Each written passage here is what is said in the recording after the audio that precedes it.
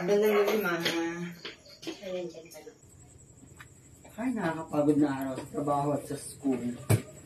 Mano ulam? Diyan yung paborito mo adobo. Ay, wow. Salamat.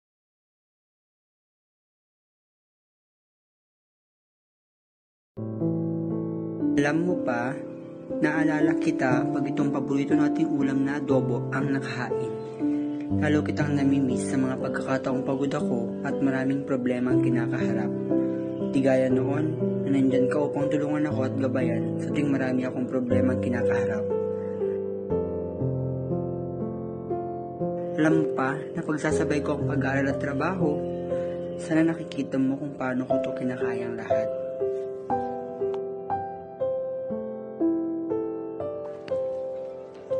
Sana masaya ka dyan sa langit. Alam kong proud ka sa akin. Kabayan mo na lang kami parati nila mama.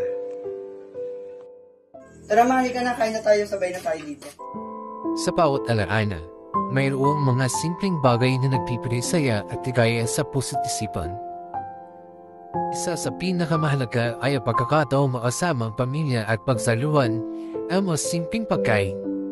Mga simpleng pagkain kagaya ng adobo na hindi kayang pantayan ng kahit anong mamahaling restaurant. Ang mga simpleng bagay na ito ay nagpapalakas ng alaala at pamamahal sa pamilya. Bawat sandali ng pagsasama ay hindi lamang pagsasaluhan ng sarap na pagkain, kundi pati na rin ang pagmamahalan at samahan na hindi kayang malimutan sa habang panahon.